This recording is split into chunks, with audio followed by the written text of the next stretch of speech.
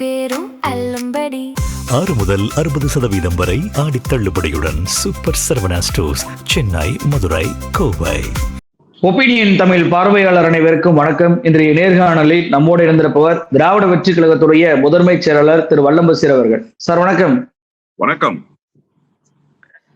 August 3ஆம் தேதி பட்ஜெட்டுக்கு 2 நாளைக்கு முன்னாடி விஜய் அவர்கள் கர்நாடகா மாநிலத்திற்கு போய் அங்க இருக்கக்கூடிய முதலமைச்சரான டி.கே. சிவகுமார் அவர்களை சந்திச்சு கர்நாடகா மேகதாது பிரச்சனை குறித்து பேச இருக்கிறார், பேச்சுவார்த்தை தொடங்க இருக்கிறார் அப்படின்னு சொல்லிட்டு தாவேகாவுடைய வேளாண் துறை அமைச்சர் ஒரு அறிக்கையை வெளியிடுறாரு. அவர் பேசவும் செய்யறாரு, பேட்டி கொடுக்குறாரு. இது மிகப்பெரிய சர்ச்சையாக மாறுகிறது. மறுநாளே பாத்தீங்கன்னா ஒரே நாள்ல ராஜ்மோகன் அவர்கள் இல்ல அது உண்மையான தகவல் இல்லை, அப்படி யார் சொன்னாலும் அது உண்மை இல்லை என்று எடுத்துக்கொள்ளுங்கள் அப்படின்னு சொல்லிட்டு அவர் ஒரு பதிலை கொடுப்பதை பார்க்க முடியுது. விவசாய சங்க பிரதிநிதிகள் அத்தனையுமே இப்படி ஒரு பேச்சுவார்த்தை விஜய் செய்ய போகிறார் அப்படின்னு கொந்தளிக்கிறாங்க. நேற்றைக்கு கூட முன்னாள் முதலமைச்சர் ஸ்டாலின் அவர்களை சந்திச்சிருக்கிறாங்க. முன்னாள் முதலமைச்சர் ஸ்டாலின் அவர்களுமே கர்நாடகத்துடைய சதி வழியில் சிக்கிறாதீங்க அப்படின்னு சொல்லிட்டு விஜய் அவர்களை சொல்லியிருக்கிறார். பேச்சுவார்த்தை அப்படின்னா ஒரு சுமூகமாக நடக்கக்கூடிய ஒரு விஷயம் தானே, அதுல என்ன சதி வலை அப்படின்ற பார்வை தாவேகா சார்பாக சிலரால வைக்கப்படுது. நீங்க எப்படி பாக்குறீங்க? கர்நாடகத்துக்கு விஜய் செல்வதனால சதி வலையில் சிக்குவதாக ஆகிவிடுமா? காவிரி விவகாரம் குறித்து அறியாதவர்கள் வேண்டுமானால் இது பேச்சுவார்த்தை தானே, இதை ஏன் சதிவிலை என்று அரசியலாக்குகிறார்கள் என்று சொல்லலாம். ஆனால் ஏறக்குறைய அரை நூற்றாண்டு காலமாக இந்த காவிரி விவகாரம் என்பது தமிழ்நாட்டுக்கும் கர்நாடகத்துக்குமான ஒரு மிகப்பெரிய பிரச்சனையாக நடந்து கொண்டே வருகிறது. அதற்கு ஒரு முற்றுப்புள்ளியே கிடையாது. காவிரி நடுவர் மன்றம் அமைக்க வேண்டும் என்று சொன்னோம். காவிரி நடுவர் மன்றத்தினுடைய தீர்ப்பு என்று ஒன்று வந்தது. அதை அரசிதழில் ஏற்றி கெசட்டாக மாற்றினார் அம்மையார் ஜெயலலிதா. பல கட்ட பேச்சுவார்த்தைகள் இதற்கு முன்பாகவும் பின்பாகவும் கலைஞர் ஆட்சி காலத்தில் நடந்தது, அண்ணன் மு.க. ஸ்டாலினுடைய ஆட்சி காலத்தில் நடந்தது, எடப்பாடி ஆட்சி காலத்தில் கூட நடந்தது.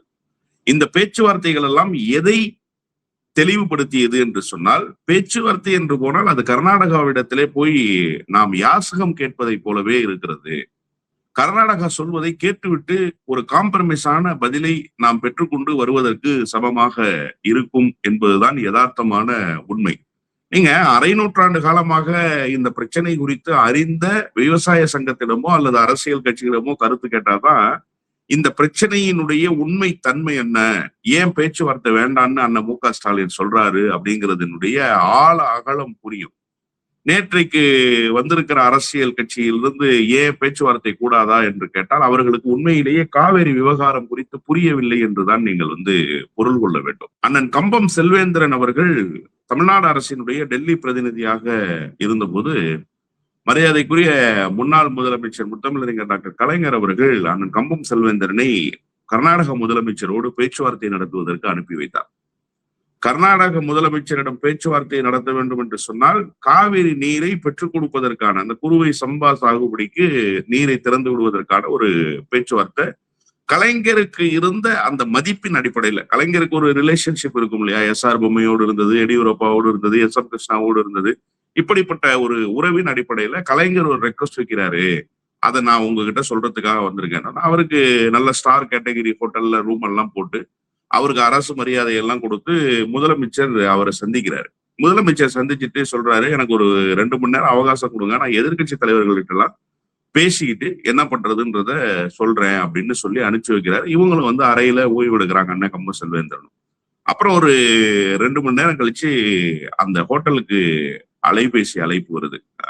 என்ன சொல்றாரு முதலமைச்சர் அப்படின்னு சொன்னா, நான் பேசினாங்க, எதிர்கட்சிகள் எல்லாம் ஒத்துக்க மாட்டேன்றாங்க, இந்த பிரச்சனை ரொம்ப பெரிய பிரச்சனையா மாறிடும் போல தெரியுது, அதனால நீங்க கலைஞர்கிட்ட சொல்லுங்க, இந்த முறை செய்து கொடுக்க முடியாது, நான் செய்து கொடுக்க முடியாதுன்னு சொல்றதுக்காக ரொம்ப வருத்தப்பட்டேன் அப்படின்னு கலைஞர்கிட்ட சொல்றேன், நான் கலைஞர்கிட்ட பேசுறேன் அப்படின்னு சொல்லி அனுப்பி வைக்கிறார். அப்போ ஒரு நல்ல ரிலேஷன்ஷிப்போட இருக்கக்கூடிய இரு மாநில முதலமைச்சர்கள் உட்கார்ந்து பேச வேண்டிய இந்த பிரச்சனை பேசினால் எப்படி இருக்கும் என்பதற்கு இந்த செய்தியே ஒரு உதாரணமாக இருக்கு. இப்ப முதலமைச்சராக இருந்த கலைஞரை விட இந்த பிரச்சனையினுடைய ஆளாகலம் புரிந்தவரா விஜய், இந்த பிரச்சனையினுடைய வீரியம் புரிஞ்சவரா விஜய் அப்படின்னா கண்டிப்பாக இல்லை. அப்ப இவர் போய் என்ன டி.கே. சிவகுமார்ட்ட பேசுவார்? டி.கே. சிவகுமார் ஏற்கனவே மேகதாது அணை விவகாரத்தை நான் நிறைவேற்றிய தீர்வேன்னு சொல்லி நடைபயணம் போனவர். அவர் மாநிலத்தினுடைய அந்த நடைபயணத்தினுடைய நோக்கமே மேகதாது அணை கட்டுவது தொடர்பாகத்தான். அப்ப அவர்கிட்ட போய் இவர் பேசும்போது அவருக்கு எவ்வளவு விஷயங்கள் தெரியும், இவரால் அதை பேச முடியுமா அப்படின்னா அது ஒரு $1 மில்லியன் கொஸ்டின். சரி, ஓகே சார், அதிகாரிகளோடு போறாரு. விஜய் ஏன் நீங்க நம்ப மாட்டேன்றீங்க, விஜயை நம்புங்க, விஜய் கண்டிப்பாக தண்ணீரை பெற்றுக்கொண்டு வருவார் அப்படின்னு தாவேகா தரப்புல சொன்னாலுமே கூட நீங்க ஏற்கனவே இருக்கக்கூடிய பேச்சுவார்த்தைகளுடைய முடிவுகள் எப்படிப்பட்டதாக இருந்தது அப்படிங்கிறதையும் நீங்க ஒப்பிட்டு பார்த்துதான் இந்த பேச்சுவார்த்தை நடக்குமா நடக்காதா, இந்த பேச்சுவார்த்தை பயன் தருமா தராதா அப்படிங்கிற நம்ம முடிவுக்கு வர்றோம். இப்ப இதுல என்ன சிக்கல் அப்படின்னா, நேற்றைக்கு தான் காலையில எங்க மாவட்டத்துலதான் சொன்னாரு வேளாண் துறை அமைச்சர் 3ஆம் தேதி சந்திப்பு நிகழப்போகுது அப்படின்னு சொல்லி. முதல்ல இந்த பேச்சுவார்த்தையை யார் நடத்தணும்? ஒன்றிய அரசினுடைய பிரதிநிதிகளோடு நடத்த வேண்டிய பேச்சுவார்த்தையாக இந்த பேச்சுவார்த்தை இருக்கணும். அதுதான் ஒரு அபிஷியலான பேச்சுவார்த்தை. சார் 13ஆம் தேதி திறக்கப்பட வேண்டிய தண்ணீர் சார், அந்த தண்ணீர் இந்த மாசம் 13ஆம் தேதி திறக்கப்பட வேண்டிய தண்ணீர் இன்னைக்கு தேதி என்னாச்சு? கிட்டத்தட்ட 12-13 நாட்களாக திறக்கப்படாம இருக்கு. இது குறித்து எந்த விவரமும் சொல்லப்படல. இதற்கிடையில என்ன அப்படின்னு கேட்டீங்கன்னா, காவிரி நடுவர் மன்றத்தினுடைய ஆணையத்துல உட்கார்ந்து பேசுறாங்க. பேசும்போது கர்நாடக அதிகாரிகள் சொன்ன ஸ்டேட்மெண்ட் என்ன அப்படின்னு சொன்னா, கர்நாடகாவில நீர்வரத்து ரொம்ப குறைவாக இருக்கு, அதனால தமிழ்நாட்டுக்கு தண்ணீர் திறந்து விடுவதற்கான வாய்ப்பே இல்லைன்னு சொல்லி மறுத்துட்டு போயிட்டாங்க. அங்க தமிழ்நாட்டு அதிகாரிகள் தங்களுடைய தரப்பை ஏதாவது சொல்லியிருக்கிறாங்களா அப்படின்னு கேட்டா, தமிழ்நாட்டு அதிகாரிகள் வாய் திறக்கவே இல்லைன்றதுதான் யதார்த்தமான உண்மை. அப்போ நீங்க ஏற்கனவே ஒரு கட்ட பேச்சுவார்த்தையில தோல்வியை தழுவிட்டு நீங்க வந்திருக்கீங்க. அப்படிதான் நான் அதை புரிஞ்சுக்கிறேன். அதிகாரிகள் மட்டத்துல நடந்த பேச்சுவார்த்தை தோல்வியை தழுவிடுச்சு.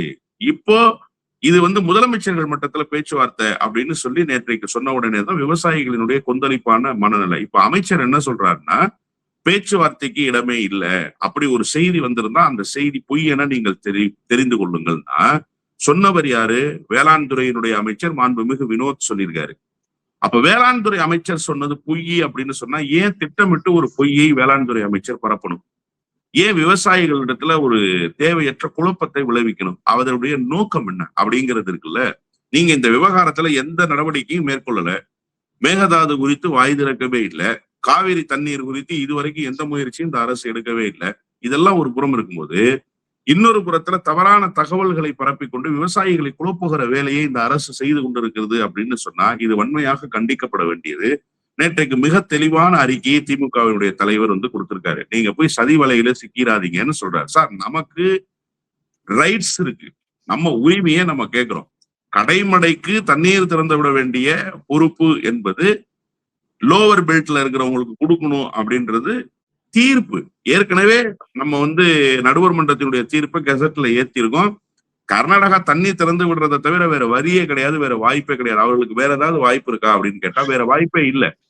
அப்போ நம்ம போய் கெஞ்சி கேட்க வேண்டிய அவசியம் இல்லை. பேச்சுவார்த்தைன்னு போனீங்கன்னா உங்களுடைய பேச்சுவார்த்தையில் எந்த விதமான முன்னேற்றமும் நடக்காதுங்கிறத கடந்த காலத்திலேயே பல உதாரணங்களின் மூலமாக நாம புரிஞ்சுக்க முடியுது. ஜெயலலிதா அம்மையார் ஃபைட் பண்ணாங்க, கலைஞர் ஃபைட் பண்ணாரு, யார் ஃபைட் பண்ணியும் பேச்சுவார்த்தையில ஒன்றும் பெருசா நடக்கல.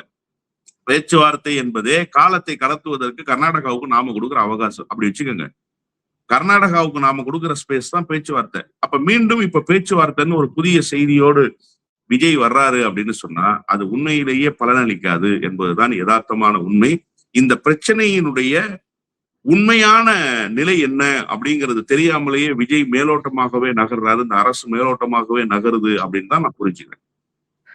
இந்த மேகதாது அணைக்கு எதிராக பார்லிமெண்ட்ல குரல் கொடுத்த ஒரு கட்சினா அது திமுக மட்டும்தான். அவங்க தான் நோட்டீஸ் கொடுத்தாங்க, அவங்க தான் பச்சை துண்டை அணிந்து சபாநாயகர் இருக்க வரைக்கும் போராடினாங்க. ஆனா தாவேக்காவுடைய கூட்டணி கட்சிகளான காங்கிரஸ், சிபிஐ, சிபிஎம், ஐயுஎம்எல் போன்ற கட்சிகள் எதுவுமே, விசிக போன்ற கட்சிகள் எதுவுமே அந்த போராட்டத்துல கலந்து கொள்ளவே இல்லை.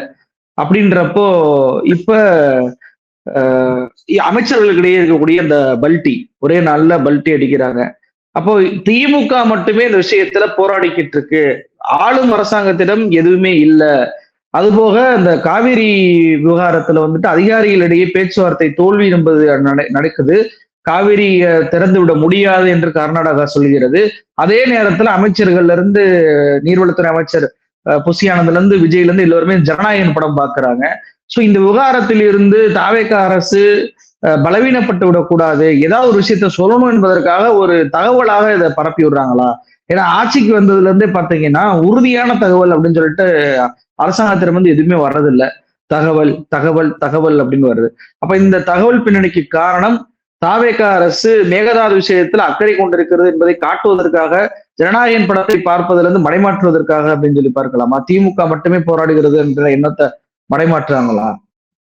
இல்ல, திமுக போராடுகிறது என்று சொன்னால் திமுக இன்றைக்கு நேற்று அல்ல. திராவிட முன்னேற்ற கழகம் தொடர்ச்சியாக ஆளுங்கட்சியாக இருக்கிற போதும் எதிர்கட்சியாக இருக்கிற போதும் காவிரி விவகாரத்தில் தொடர்ச்சியாக தமிழ்நாட்டு மக்களினுடைய எண்ணத்துக்கு ஏற்ப செயல்பட்டிருக்கு. குறிப்பா காவிரி விவசாயிகளினுடைய மனக்குமுறல் என்ன என்பதை உள்வாங்கி கொண்டு எப்போதும் திராவிட முன்னேற்ற கழகம் கர்நாடகத்தோடு சண்டை செய்திருக்கிறது என்பதுதான் யதார்த்தமான உண்மை. இன்றைக்கு ஏதோ அந்த நிலைப்பாடு எடுத்ததாக கருதி கொள்ளக்கூடாது. அப்ப இதுல இன்னொரு பக்கம் என்ன அப்படின்னு கேட்டீங்கன்னா, நாடாளுமன்றத்தில் திராவிட முன்னேற்ற கழகம் ஒத்திவைப்பு தீர்மானத்தையே கொண்டு வந்தார்கள். சிறப்பு ஒத்திவைப்பு தீர்மானம் கொண்டு வந்து இந்த காவிரி விவகாரத்துல ஏதாவது ஒரு முடிவை எட்டிவிட வேண்டும், கர்நாடக அரசு செய்கிற இந்த அட்டூழியத்துக்கு ஒரு முடிவுரை எழுத வேண்டும்னு சொல்லி அது ஒன்றிய அரசினுடைய கவனத்துக்கு கொண்டு வரப்பட்டு பொது விவாதத்துக்கு அது ஆளாகணும். கர்நாடகாவும் விவாதிக்கட்டும், நாமளும் விவாதிப்போம், விவாதித்து நாடாளுமன்றத்துல இது குறித்து பேசுவோம் அப்படிங்கிறது தான் திராவிட முன்னேற்ற கழகத்தினுடைய முடிவு. அதுக்கு நீங்க வரிசையா பட்டியல் போட்ட கட்சியில ஒரு கட்சி மிஸ் ஆயிடுச்சு, மதிமுக. மதிமுகவினுடைய நாடாளுமன்ற உறுப்பினர் அதுல பங்கேற்கவே இல்லைன்றதை தாண்டி மேகதாது விவகாரம் குறித்து அவர் பத்திரிகையாளர் சந்திப்பை புறக்கணிச்சுட்டு போறாரு. எல்லாரும் ஒரு கருத்தையாவது சொல்றாங்க, அவர் ஒரு கருத்தை கூட சொல்லாம புறக்கணிச்சுட்டு போறாரு. அப்போ இதற்கு அடுத்த கட்டமாக இன்னொரு முக்கியமான பிரச்சனையை நீங்க பார்க்க வேண்டியிருக்கு. ஜனநாயகன் படத்தோடு நீங்க ஒப்பிட்டு பேசுனதுனால நான் சொல்றேன், ஒரு பொதுவான குற்றச்சாட்டு என்ன அப்படின்னா, ஜனநாயகன் படம் கர்நாடகாவிலையும் ரிலீஸ் ஆயிருக்கு, அந்த படம் நல்லா ஓடி முடியட்டும், அதன் பிறகு இந்த விவகாரத்தை பேசிக்கலாம்னு சொல்லிதான் ஆளுகிற தாவேகா தரப்பு கொஞ்சம் அமைதியாக இந்த விவகாரத்தை மெல்ல வேடிக்கை பார்த்து கொண்டே இருக்குங்கிறது தான் பகிரங்கமாக எல்லோரும் வைக்கக்கூடிய குற்றச்சாட்டு. விவசாய சங்கங்களும் அந்த குற்றச்சாட்டை தான் வைக்கிறாங்க. இப்ப இதுல உண்மை இருக்கான்னு கேட்டா ஆமா உண்மை இருக்கு. இல்லைன்னா நீங்க 12ஆம் தேதி திறக்கப்பட வேண்டிய தண்ணீர் இன்னைக்கு எத்தனை நாள் ஆச்சு? கிட்டத்தட்ட 13-14 நாள் ஆயிடுச்சு. 14 நாளாக ஏன் தமிழ்நாடு அரசு வாய் திறக்காமலேயே இருக்கு? ஒரு சின்ன கேள்வியாவது கேட்டிருக்கணும்ல, ஏங்க திறக்க வேண்டிய தண்ணீரை இன்னும் திறக்காம இருக்கீங்க அப்படின்னு சொல்லி. 10 நாட்களாக விவசாயிகள் தொடர்ச்சியாக தங்களுடைய கண்டனத்தை பதிவு செய்து கொண்டே வருகிறார்கள், தங்களுடைய எதிர்ப்பை பதிவு செய்து கொண்டே வருகிறார்கள். இன்னமும் தண்ணீர் திறக்கப்படாமலே இருக்கு அப்படின்னு சொன்னா, நீங்க இந்த 15 நாள்ன்றது ஒன்னும் சாதாரணமான கால அவகாசம் கிடையாது சார். பயிர்கள் கருகி போயிடும். நீங்க காலத்தோடு பயிர் செய்யணும்னு சொல்லுவாங்க, அதே மாதிரி காலத்தோடு நீங்க தண்ணீர் பாய்ச்சணும். அந்த தண்ணீர் பாய்ச்சப்படாம இருக்கும்னா அந்த பயிரினுடைய நிலைமை என்னவாக இருக்கும்? அப்ப பொய்த்து போகாதா விவசாயம்? விவசாயம் பொய்த்து போனா விவசாயிகளுடைய வாழ்வு என்னவாக மாறும் அப்படிங்கிற அக்கறை கொஞ்சமாவது இந்த அரசுக்கு இருக்குமே. ஆனால் ஜனநாயகன் படத்தினுடைய ரிலீஸ் முடியட்டும், அதன் பிறகு பார்த்துக்கலான்னு இந்த அரசு மெத்தனமாக இருக்குமா? இந்த அரசு மெத்தனமாக இருக்கு ஒரு பக்கம். இன்னொரு பக்கம் மேகதாது அணை விவகாரம் தொடர்பாக இந்த அரசினுடைய நிலைப்பாடு என்ன? இதுவரைக்கும் இந்த அரசு பேசியிருக்கா? அதை கண்டிக்குதா? எதிர்க்குதா? விவசாயிகளிடத்துல என்ன செய்யலாம்னு கேக்குதா? நீங்க விவசாய சங்கங்களினுடைய தலைவராக இருக்கிற நம்ம PR பாண்டியன் போய் அந்த பகுதிகள் எல்லாம் ஆய்வு செய்துட்டு கர்நாடகா அதிகாரிகள் மார்க் பண்ணிட்டாங்க, அந்த மார்க்ஸ் எல்லாம் இருக்காங்க, ஆனா தமிழ்நாடு அரசு இன்னும் இது பத்தி எதுவுமே பேசாம இருக்கு, வாய் திறக்காம இருக்கு, ஏன் இந்த மௌனம்னு சொல்லி ஒரு பத்திரிகையாளர் சந்திப்பை அங்கேயே நின்று கொண்டு நடத்தினார். இதுவரைக்கும் பதில் சொல்லியிருக்கா தமிழ்நாடு அரசு? தமிழ்நாடு அரசினுடைய நிலைப்பாடு என்ன? இல்லங்க, நாங்க அந்த விவகாரத்துல ரொம்ப கவனமா இருக்கோம், கன்சர்னா இருக்கும் அப்படிங்கிற ஒரு நம்பிக்கையாவது சொல்லியிருக்காங்கன்னா அதுவும் இல்லை. அப்போ இந்த அரசு என்பது காவிரி விவசாயிகளுடைய குரலுக்கு செவிசாய்க்காத அரசாகவே வெளிப்படுகிறது. முன்னுக்கு பின் முரணான தகவல்களை சொல்லி மக்களை திசை திருப்புவது மட்டுமல்லாமல் விவசாயிகளை குழப்பமடைய செய்து என்ன செய்ய போகுது அரசுன்னு தெரியல. நீங்க அரசினுடைய அறிவிப்புகளாக வரும் சார், இதற்காக இந்த பேச்சுவார்த்தை நடத்தியிருக்கோம், இதற்காக இந்த விஷயங்களை செய்திருக்கிறோம் அப்படின்னு. அந்த அறிவிப்பாக எதுவுமே வராமல் வெறும் ஒரு அமைச்சரினுடைய பேச்சு மட்டுமே செய்தியாகிறது, அமைச்சர் சொல்கிற செய்தி மட்டுமே பேசுபொருள் ஆகிறது. அதற்கு இன்னொரு அமைச்சர் முட்டுக்கட்ட போடுறாரு, இன்னொரு அமைச்சர் இல்லைன்னு சொல்றாரு. இதை எப்படி விவசாயிகள் புரிஞ்சுக்க முடியும்? இது விவசாயிகளுடைய வாழ்வாதார பிரச்சனை சார். லட்சக்கணக்கான ஏக்கர் நிலங்கள் பாலைவனமாகி போகும். இதை நம்பியே விவசாயம் செய்யக்கூடிய லட்சக்கணக்கான விவசாயிகளினுடைய வாழ்வு மிகப்பெரிய கேள்விக்குறியாக மாறி இருக்கு. இது குறித்த கவலையெல்லாம் கிஞ்சித்தும் இல்லாமல் இந்த அரசு மிகுந்த ஒரு மெத்தன போக்க கடைபிடிக்குது. மிகுந்த மெத்தன போக்குன்னு சொல்றதை விட லத்தாஜிக்குன்னு ஒரு ஆங்கிலத்துல ஒரு வார்த்தையை பயன்படுத்துறோம். அந்த மாதிரி எது நடந்தா என்ன, நடக்காட்டி என்ன, நமக்கு என்ன பிரச்சனை இருக்கு அப்படின்றது போல இந்த அரசு செயல்படுவது என்பது ஒரு மிகப்பெரிய பாதிப்பை இந்த காவிரி விவசாயிகள் விஷயத்தில் ஏற்படுத்தி விடும் என்பதுதான் யதார்த்தமான உண்மை. ஜனநாயகன் படம் கர்நாடகால ஓடாம விட்டுறக்கூடாது என்பதற்காக தான் இப்படியான விஷயங்களை விஜய் கட்சி செய்கிறதுன்றது ஒரு பகீர் தகவல் தான். ஏன்னா இன்னைக்கு கூட பாத்தீங்கன்னா ஒசூர் எல்லையில வந்துட்டு தமிழ்நாடு அரசு பேருந்துகள் அத்தனையுமே நிறுத்தப்படுது. போராட்டக்காரர்கள் அதாவது கர்நாடக எல்லையில வந்து போராட போறாங்க அப்படின்ற பிரச்சனைகள் வர்றதுனால அதனால என்னவோ அந்த படத்துக்கு எதிராக திரும்பிடக்கூடாது என்பதற்காக ஒரு பேச்சுவார்த்தை நாங்க பண்ண போறோம், சுமூகமா போறோம் அப்படின்ற தகவலை தாவேக்க கசி விட்டதோ அப்படின்ற கேள்வியெல்லாம் வருது. இன்னொரு விஷயம் நீங்க சொன்னீங்க, இந்த மேகதாது விவகாரத்தில் விஜய் அவர்கள் எந்த அறிவிப்பே பண்ணாம இருக்காரு அப்படின்னு சொல்லிட்டு இடையில ஒரு தகவல் என்பது வந்துச்சு. அதுவும் தகவல் தான். அமைச்சர்களை கூட்டி அதாவது புசி ஆனந்த், ஆதவ் அர்ஜுனா, நிர்மல்குமார், விஜய் அவர்கள் இந்த 4 பேரும் சேர்ந்து ஒரு பேச்சுவார்த்தை பண்ணதாகவும் அதுல வந்துட்டு லீகலாக ஏதாவது போய் பண்ணலாமா, மேகதாது அணைக்கு எதிராக நம்ம லீகலா முடிவு பண்ணலாமான்ற முடிவு எடுக்கப்பட்டதாகவும் தகவல் என்பது மீடியாவில் வெளியாச்சு. இப்போ இன்னொரு விஷயம், நேற்றைக்கு ஒரு செய்தி, தமிழ்நாடு கர்நாடகா இடையே பெண்ணையாறு விவகாரம் தொடர்பாக புதிய நடுவர் மன்றம்லாம் அமைக்க கூடாது. இதுல வந்து பழைய நடுவர் மன்றம் 2010 அமைக்கப்பட்ட மகதாய் நடுவர் மன்றத்திலேயே இந்த பிரச்சனையை நம்ம தீர்த்து கொள்ளணும் அப்படின்னு சொல்லிட்டு உச்சநீதிமன்றத்துல ஒன்றிய அரசு மனு தாக்கல் பண்ணியிருக்கிறாங்க. இப்ப ஏற்கனவே மேகதாது விவகாரத்துல திமுகவுடைய நிலைப்பாடு புதிய நடுவர் மன்றம் அமைக்கணும் அப்படின்றதான் சட்டமன்ற திருத்தத்திலேயே எதிர்கட்சி தலைவர் உதயநிதி அவர்கள் சொன்னார். இப்ப புதிய நடுவர் மன்றம்லாம் நான் அமைக்க மாட்டோம்ன்ற நிலைப்பாட்டை ஒன்றிய அரசு சொல்வதை போல இல்லையா உச்சநீதிமன்றத்துல கொடுத்த அந்த மனு தாக்கல் மூலமாக? இது தமிழ்நாட்டுக்கு பின்னடைவாயிராதா? இல்ல, ஏற்கனவே நடுவர் மன்றத்தில் இருக்கக்கூடிய அதே ஒன்றிய அரசினுடைய அதிகாரிகள் தான் இந்த விவகாரத்தில் தவறு செய்கிறார்கள். எனவே புதிய நடுவர் மன்றத்தை அமைக்க வேண்டும் என்பதுதான் திராவிட முன்னேற்ற கழகத்தினுடைய நிலைப்பாடு. அன்னைக்கு இந்த பேச்சை சட்டமன்றத்தில் மரியாதைக்குரிய எதிர்கட்சி தலைவர் அவர்கள் வைத்த போது இங்க இருக்கிற சில தாவேக ஆதரவு கட்சிகள் எல்லாம் வானத்துக்கு பூமிக்கு தாண்டி குதிச்சாங்க. இதுல குறிப்பா வைகோ ரொம்ப ஓவர் சீனை போட்டார். என்ன சொன்னார்னா, அது எப்படி வந்து புதிய நடுவர் மன்றம் அமைக்கணும், புதிய நடுவர் மன்றம் அமைப்பது காவிரி விவசாயிகளை வந்து வஞ்சிக்கிற போக்கு, அது வந்து கர்நாடகாவுக்கு சாதகமான சூழலை உருவாக்கும், அதை எப்படி ஒரு எதிர்கட்சி தலைவர் சொல்லலாம், விவசாயிகளை வந்து வஞ்சிக்கிற வேலையை செய்யறாரு அவரு அப்படின்லாம் ரொம்ப காட்டமா வந்து பேசினாரு. உண்மை என்ன அப்படின்னு சொன்னா, ஒன்றிய அரசினுடைய நிலைப்பாடே புதிய நடுவர் மன்றம் அமைக்க கூடாது அப்படின்றதுதான். ஏன்னா புதிய நடுவர் மன்றம்னு ஒன்று அமைச்சு விட்டா அது வந்து ஏற்கனவே இருக்கக்கூடிய அந்த நடுவர் மன்றத்தினுடைய தீர்ப்பு அதை வந்து அரசுதல்ல ஏத்துனது, இதை மேற்கோள் காட்டி ஒரு நடவடிக்கையை மேற்கொள்ள வேண்டிய கட்டாயம் என்பது வந்துடும் அப்படின்றது. இப்ப நீங்க சொன்ன பெண்ணையாறு விவகாரத்துல ஏற்கனவே அமைக்கப்பட்ட நடுவர் மன்றம் பெண்ணையாறுக்காக அமைக்கப்பட்ட நடுவர் மன்றம். அந்த பெண்ணையாறு விவகாரத்தை பொறுத்த வரைக்கும் கர்நாடகாவுக்கும் தமிழ்நாட்டுக்கும் டிஸ்பியூட் இருந்தாலுமே கூட அந்த விவகாரத்துல அந்த நடுவர் மன்றம் என்ன முடிவு எடுத்திருக்கு? நடுவர் மன்றம் தீர்ப்பு கொடுத்ததா? தீர்ப்பெல்லாம் கொடுக்கல. ஸ்டில் நடுவர் மன்றம் அப்படியே இருக்கு. எத்தனை ஆண்டுகளாக இருக்கு? கிட்டத்தட்ட ஒரு 16 ஆண்டுகளாக அந்த நடுவர் மன்றம் அப்படியே இருக்கு. இப்ப இந்த நடுவர் மன்றத்தையே கொண்டு வந்து மீண்டும் காவிரி விவகாரத்தில் கர்நாடகாவுக்கும் தமிழ்நாட்டுக்கும் மத்திய சமன்றத்துக்காக அந்த நடுவர் மன்றத்தை போட்டா ஏற்கனவே பெண்ணையாறு விவகாரம் எப்படி கிடக்கும் அதே மாதிரியே கர்நாடகாவினுடைய காவிரி விவகாரமும் தமிழ்நாட்டினுடைய காவிரி விவகாரமும் அப்படியே கிடக்கும் என்பதுதான் ஒன்றிய அரசினுடைய கணக்கு. அதுதான் உச்சநீதிமன்றத்துல ஒன்றிய அரசு போய் சொன்னது. இதை முன்பே உணர்ந்ததாலதான் மரியாதைக்குரிய எதிர்கட்சி தலைவர் நடுவர் மன்றத்தை அமைக்கணும்னு சொல்லி புதிய நடுவர் மன்றம் அமைக்கணும்னு சொல்றாரு. அன்னைக்கு அதை உணராமல் எதிர்த்த அன்புமணி ராமதாஸ் இன்னைக்கு அதை வரவேற்று அறிக்கை கொடுக்குறாரு. சரியான முடிவுதான் அப்படின்னு சொல்றாரு. புதிய நடுவர் மன்றம் அமைக்கணும் அப்படின்னு சொல்றாரு. இப்ப இதுல என்ன சிக்கல் இருக்கு அப்படின்னு கேட்டா, விஜய் வந்து ஒரு கூட்டத்தை நடத்துறாரு, அதுவும் தகவல் தான், நம்ம சட்ட ரீதியா போலாம். சட்ட ரீதியா போக வேண்டிய அவசியம் இருக்கா அப்படின்னு கேட்டா, ஏற்கனவே அரசுதல்ல ஏத்திட்டமே நடுவர் மன்றத்தினுடைய தீர்ப்பை. நடுவர் மன்றம் அமைக்கணும்னு போராடி இருக்கோம். போராடியதற்கு பிறகு நடுவர் மன்றம் அமைக்கப்பட்டது. நடுவர் மன்றம் தீர்ப்பு சொன்னுச்சு எத்தனை டிஎம்சி தண்ணீர் திறந்து விடணும், எந்தெந்த பருவ காலங்கள்ல தண்ணீர் திறந்து விடணும், அப்ப தண்ணீர் திறந்து விடுவதற்காக கர்நாடகா என்னென்னலாம் செய்யணும் அப்படிங்கிறதெல்லாம் வந்து ஏற்கனவே தீர்ப்புல சொல்லப்பட்டது. அதை அரசிதழ்ல ஏத்திட்டாங்க ஜெயலலிதா அம்மையார் முதலமைச்சராக இருக்கும்போது. அப்ப அரசிதழில் ஏற்றப்பட்ட ஒன்றை நீங்க சட்டமாக பார்க்கலையா அப்படிங்கிறது தான் இப்ப ஆளுகிற தரப்பிடமிருந்து கேட்கப்பட வேண்டிய கேள்வி. நீங்க அப்போ சட்ட ரீதியா போராடுவேன் அப்படின்னு சொன்னா என்ன சட்ட ரீதியா போராட போறீங்க? உச்ச நீதிமன்றத்துல போய் என்ன வழக்கு தொடுக்க போறீங்க? அல்லது வேற முறையீடுகளுக்கு போறதா இருந்தா என்ன முறையீடுகளுக்கு நீங்க போக போறீங்க? அப்போ இந்த விவகாரத்தினுடைய ஆளாகலம் சுத்தமா புரியல. அதான் தொடக்கத்துல சொன்ன ஆளாகலம் தெரியாமலேயும் உச்ச நீதிமன்றம் போனாலுமே அவங்க காவேரி நீதிமன்ற நடுவர் மன்றத்துல போய் தீர்த்துக்கங்கன்னு தானே சொல்லுவாங்க.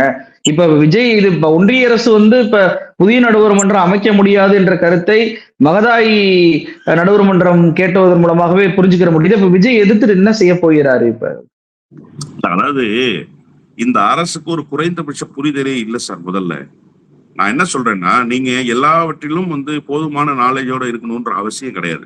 உங்களுக்கு அது தெரியாது. நீங்க விவசாயியா? கிடையாது. நீங்க காவிரி தீரத்தை சேர்ந்தவரா? அதுவும் கிடையாது. இல்ல வேளாண் துறை அமைச்சராக போட்டிருக்கிறாங்களே வினோத்னு அந்த தம்பி, அவருக்காவது விவசாயம் குறித்து ஏதாவது புரிதல் இருக்கா அப்படின்னா அவருக்கும் அந்த புரிதல் கிடையாது. அப்ப நீங்க என்ன பண்ணணும்? குறைந்தபட்சம் விவசாய சங்கங்களை, விவசாய பிரதிநிதிகளை அழைத்து ஒரு பேச்சுவார்த்தையை நடத்தி அவர்களிடமிருந்து கருத்து கேட்டு அதன் பிறகு சட்ட ரீதியாக என்ன செய்ய முடியும் அப்படிங்கிறத நீங்க வந்து அரசு வழக்கறிஞர்களோடு உட்கார்ந்து பேசி அதன் மூலமாகத்தான் ஒரு தீர்வு எட்டப்படணும். அதை விட்டுட்டு புஷ்யானந்தனா விவசாயியா? ஆதவ அர்ஜுனுக்கு விவசாயம்னா என்னன்னு தெரியுமா? இல்ல விஜய்க்கு விவசாயம் குறித்த போதுமான அறிவு ஏதாவது இருக்கா? எந்த விதையை எங்க போடணும்னு தெரியுமா? எப்ப தண்ணீர் பாய்ச்சணும் தெரியுமா? அறுவடைன்னா என்னன்னு தெரியுமா? இவர்கள் எல்லோரும் உட்கார்ந்து பேசி இந்த காவிரி விவகாரத்தை தீர்க்க போறோம் அப்படின்னா இவர்களுக்கு முன் அனுபவம். அதுக்காக நீங்க உடனே கேட்கக்கூடாது துரைமுருகன் விவசாயம் கேட்கக்கூடாது. துரைமுருகனுக்கு தமிழ்நாட்டில் இருக்கக்கூடிய ஆறுகளினுடைய எண்ணிக்கை என்னன்னு தெரியும், எந்தெந்த மதகுகள் எப்பப்ப திறக்கப்படும்ன்றது தெரியும். இதெல்லாம் பை த எக்ஸ்பீரியன்ஸ் தான். அப்ப இவங்களுக்கு எக்ஸ்பீரியன்ஸ் இல்லைன்றத நான் குறையா சொல்லல. உங்களுடைய அந்த அறிவின்மையை சரி செய்து கொள்வதற்கு நீங்க என்ன செய்திருக்கீங்க அப்படிங்கிறது தான் கேள்வி. இந்த பிரச்சனை என்பது ஜீவாதார பிரச்சனை சார். நீங்க வந்து சாதாரணமா கடந்து போகக்கூடிய விவகாரம் அல்ல இந்த விவகாரம். நீங்க ஒரு பிரச்சனையை ஆற போட்டு பார்க்கலாம், அடுத்த மாசம் பார்க்கலான்றது இல்ல. பருவம் தவறிடுச்சுன்னா ஒண்ணுமே பண்ண முடியாது. நான் தான் சொல்றேன், இந்த 13 நாள்ன்றது எனக்கு உண்மையிலேயே ரொம்ப வேதனையா இருக்கு. நாங்கெல்லாம் விவசாய குடும்பம், எங்களுக்கு எல்லாம் விவசாயம் தான் வாழ்வாதாரமே. இன்னைக்கு வேணுமானா வேற வேற பொருள் தேடுகிற வாழ்க்கைக்குள்ள போயிருக்கலாமே தவிர என்னுடைய தந்தையார் தலைமுறை வரைக்கும் விவசாயம் தான். இப்பவும் எங்க வீட்டுல எங்க வயல்ல விளைஞ்ச நெல்ல தான் நாங்க சோறு சாப்பிடுறோம். அப்ப எங்களுக்கு அதனுடைய வழி என்னன்றது தெரியும். காவிரி தீரத்தில் இருக்கிறவனுக்கு தான் அந்த பிரச்சனை என்னன்றது தெரியும். கடைமுறை விவசாயிக்கு தான் இதனுடைய வீரியம் என்னன்றது தெரியும். அப்ப நீங்க வந்து ஒரு 15 நாள் இந்த பிரச்சனையை வந்து எதுவுமே செய்யாம வச்சிருக்கீங்க. 12ஆம் தேதி திறக்கப்பட வேண்டிய நீர் இன்னைக்கு வரைக்கும் திறக்கப்படல. திறக்கப்படுமாங்கிற அறிகுறியும் தென்படல. அப்படின்றப்போ இது விரைந்து எடுக்க வேண்டிய நடவடிக்கை. இந்த நடவடிக்கையை மேற்கொள்ளாமல் இந்த அரசு ஒரு நாடகத்தை அரங்கேற்றிக் கொண்டிருக்கிறது. போகிற போக்கில் எல்லாம் சில செய்திகளை பரப்பி விட்டுக் கொண்டிருக்கிறது. இது உண்மையிலேயே வன்மையாக கண்டிக்கத்தக்கது. ஜீவாதார பிரச்சனைகளில் அரசு இவ்வளவு மெத்தனமாக செயல்பட்டு இது வரைக்கும் நான் பார்த்ததே இல்லை சார். எனக்கு இருக்கிற அனுபவத்துல சொல்றேன். திமுக அரசாக இருந்தாலும் சரி, அதிமுக அரசாக இருந்தாலும் சரி, இப்படியெல்லாம் ஒரு மெத்தன போக்கை கடைபிடிக்கவே மாட்டாங்க. குறைந்தபட்சம் அதிகாரிகள் மட்டத்துல பேச்சுவார்த்தை நடக்கும், சட்ட போராட்டம் நடத்துவதற்கான சூழலை உருவாக்குவாங்க. அல்லது நீர்வளத்தினுடைய அமைச்சரை, ஒன்றிய அமைச்சரை சந்திச்சு இது குறித்து பிரச்சனைக்கு முடிவெட்டணும்னு சொல்லுவாங்க. கோரிக்கைகள் வைக்கப்படும், கண்டனங்கள் தெரிவிக்கப்படும். எதுவுமே இல்லாம கிணத்தில் போட்ட கல்லு போல இந்த பிரச்சனையை தாவேக அரசு வைத்திருக்கிறது என்பது வருத்தத்துக்குரிய செய்திதான். மேகதாது அணை என்ற விவகாரம் என்பது வெறுமன விவசாயிகளுடைய நலன் சார்ந்த பிரச்சனை மட்டுமல்ல, அது நம்மளுடைய ஜீவாதார பிரச்சனை. மக்களுக்குமே உணவு பஞ்சம் ஏற்பட்டுச்சு அப்படின்னா உணவுக்காக நாம எங்க போய் நிற்போம் அப்படின்ற மிகப்பெரிய ஒரு கேள்வி இருக்கிறது. இந்த விவகாரத்துல ஜனநாயகன் படத்திற்காக கர்நாடகாவோடு ஒரு பேச்சுவார்த்தை செய்ய இருக்கிறாரா அப்படின்ற சந்தேகத்தையும் நீங்க எழுப்பி இருக்கிறீங்க. நிகழ்ச்சி கலந்து கொண்டு நிறைய தகவல்களை நம்ம என்கிட்ட பகிர்ந்துட்டீங்க. ரொம்ப நன்றி. நன்றி.